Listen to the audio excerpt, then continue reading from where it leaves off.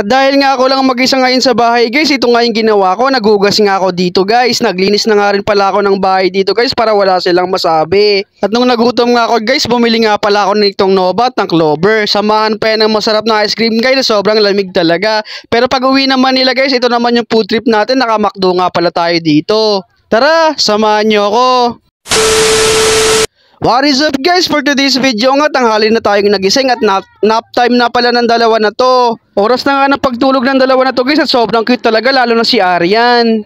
At dito nga guys, napakahaba na talaga ng buhok natin at pagdesisyonan ko na nga pala na magpagupit kasi hindi naman pala talaga bagay sa akin ang mahaba na buhok. Medyo inaasar na nga pala ako dito ng mga pinsan ko guys at napapagalitan na rin ako ni Papa. Baka, hinaakot ko taing. Ha? Sabihin mo, video na lang nila. Naka-record nga pala to kasi vlog ko to mamaya. Bibip na na.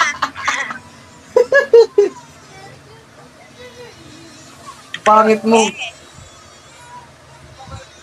Tinanong ko nga lang pala guys kung magsasaing pa ako o hindi na kasi kakain pala sila sa labas guys at hindi ako kasama kasi walang magbabantay dito sa bahay. Ipapass forward ko na nga lang pala to guys kasi alam ko naman ayaw yung panoorin itong gagawin ko na to. Maghuhugas nga lang pala ako dito ng mga pinggan guys kasi wala naman talaga akong ginagawa ngayon. Paki-comment below naman guys kung naghuhugas din kayo ng pinggan sa bahay nyo. Ita-timelapse nga lang pala natin to guys at ngiting-ngiti pa nga ako dun sa kada hugas ko.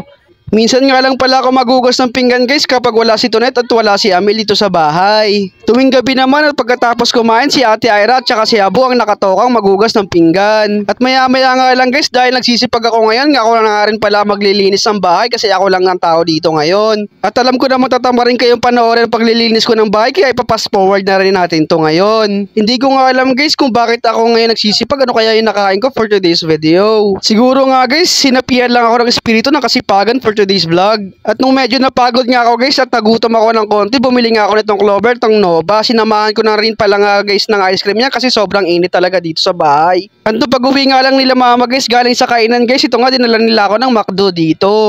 Mapapasarap na naman ang food trip natin ngayong gabi. At ito nga guys, binanatan ko natin yung kinagat ko nga dito guys is yung balat na sobrang lutong talaga. Sa mga hindi po nakakaalam guys, dati rin pala ako nagtrabaho sa isang fast food. Hanggang dito na lang tong video na to guys. Alam kong maiinip kayo. Don't forget to like, share, comment, and subscribe. At saka follow nyo na rin pala ako sa aking FB page. John Angeles. Bye bye!